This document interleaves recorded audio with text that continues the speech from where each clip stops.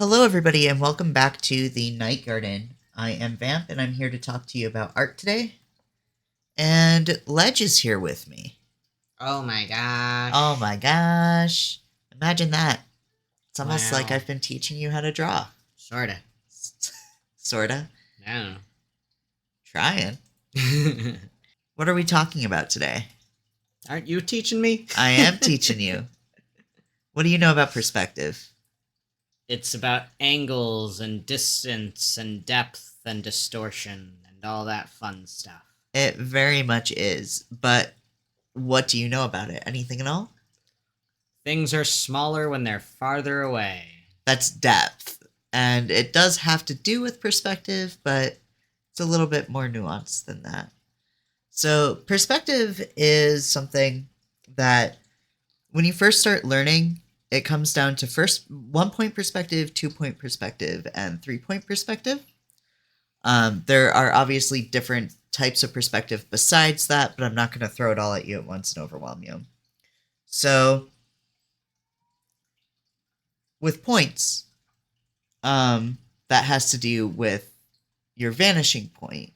So when you're talking about 1 point perspective versus 2 point perspective, 1 point perspective has 1 point in the background at an indeterminate length. Think of it as like you can go infinity back in the field, right? So there's 1 point that everything is going towards. So, for example, this is 1 point perspective. So, looking at this, can you tell what the perspective is? Do you have any idea what you're looking for? I mean, it's straight on, but you're looking kind of downwards because you have the floor there. Yeah. And you have a corner where a wall is. Okay. Or windows or whatever those big white blobs are. They were windows. This was a study that I did. So that's a good start, knowing, not knowing much of anything about perspective. I'm going to unhide this real quick. This is what I'm calling our horizon line. So if I hide this again, you'll see that at that point, all these planes right here are roughly straight on. So, with that being said, let me change this to something easier to look at on this blue. There we go. Okay, so if you follow these lines back to that point, all of these kind of fade to the same point. And let me actually move these, because where I said my my horizon line is actually kind of slightly off. Yeah, it's too low. Yep. So if we're looking at it, it's actually probably about here that our horizon line is, right? Mm-hmm. So can you kind of see now with this laid over that all of these lines kind of come back to this 1 point in the center? Mm-hmm. So that's all perspective is saying, is it's telling you when you're looking at something to make it look like it's 3D, everything is kind of going back and will eventually all be so close together at 1 point that it'll look like the same line. So that's where it vanishes, its vanishing point. Mm-hmm. So let's look at another example of this. This is also 1 point perspective. It's actually got two different points here, because you've got an upper plane here, but pretty much everything comes down to this 1 point in the center. Mm-hmm. And you can see that, like, going roughly, it comes back down here, goes back down over this way. These all come down towards this character here. So this point is roughly right here. Mm-hmm. And these lines aren't perfect, but everything roughly goes to that point. So 1 point perspective is one of the easiest things that you can do in terms of perspective. This is one of your fundamentals. So, all this is saying is like, all right, you pick that point and then you make all the lines go that direction so that it looks like things are actually moving back in space. Mm-hmm. Do you have any questions so far? Nope. Alrighty. So then let's make it spicier. Spicier. Yeah, let's make it harder to look at. So 1 point perspective is pretty easy. It's 1 point. Mm-hmm. Let's add another. So we're going to talk about 2 point perspective. So I have this sketch that I did. Mm-hmm. Where's my horizon line? Can you tell? I think it's in the left-hand back corner of the tiles there. Well, your horizon line can't be vertical. Your horizon is always horizontal. Yeah. So you're looking at the right spot here. It's kind of in between these two tiles here, because you see how this is almost completely flat. Mm-hmm. So then you'll notice that these lines go outwards this way, right? These lines come outwards this way. So we have 2 different points. We've got, actually I said that my horizon line is closer to like right here, but we've got 1 point like right off of the canvas, right about here, and then we have one other point all the way over here. So if I lower the opacity here, you can see, and again, these aren't perfect, but these kind of line up directly with that converging vanishing point. So all of these lines are going to this point over here off of the screen. And all of these lines are going right off of the canvas here. And then you can see that the ones that are also coming this way, because they're matching up with these other lines going that way, all of this is going back to this 1 point. So that tells me how much I need to skew something in order to make it fit that perspective. And then also all the lines going back on this all come back. Like if you look at this, it looks like it's square on these, right? Looks perfectly square, but it's not, because it's going towards that vanishing point.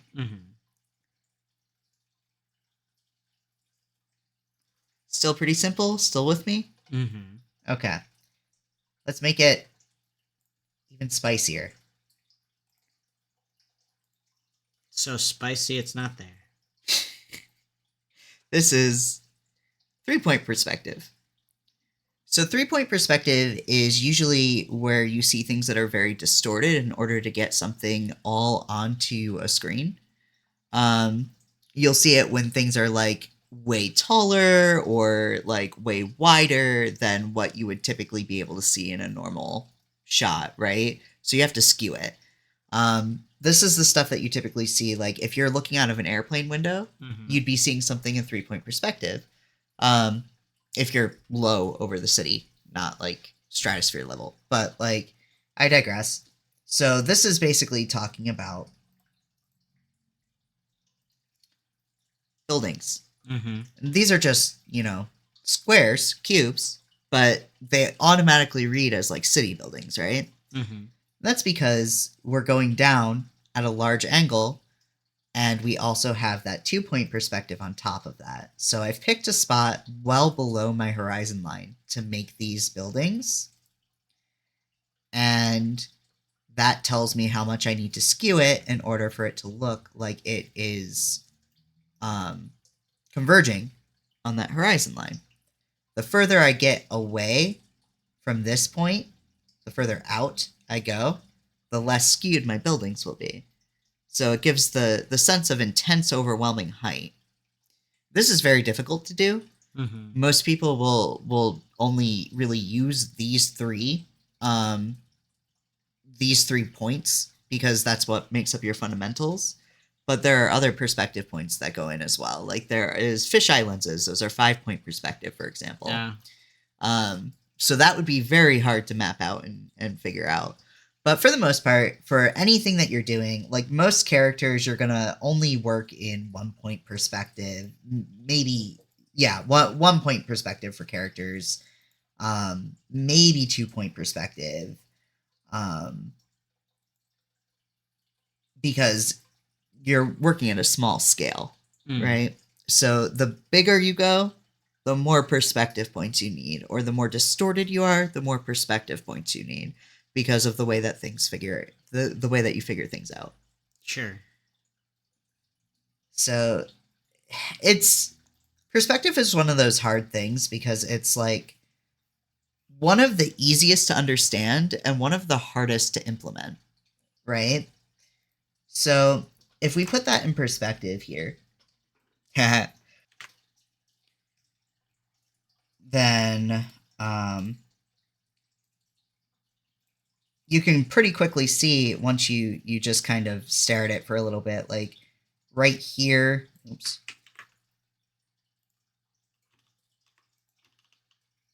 Right here is roughly where your horizon line is. You've got things kind of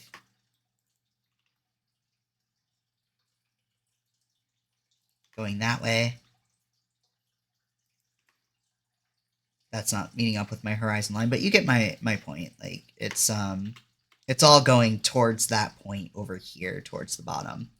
This is all very, very squished, which means that it's all very close to your horizon line. So our horizon is probably actually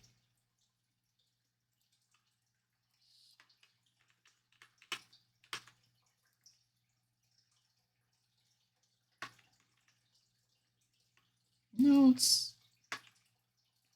roughly there. It almost meets up with that floor plane. But yeah, it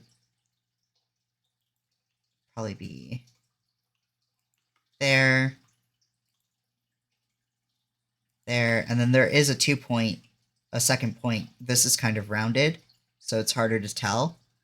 But like if you look how these are moving, they're kind of going, like it'd be way off on this other side, but they're kind of going slanted like that. So 2-point perspective in that. And this goes back to what I was saying about shape language the last time we sat down together, in that if you can break things down to their simplest shapes and then kind of squish them, then you figure out how they go in space. So that's why this is a fundamental. Right. So yeah, pretty quick.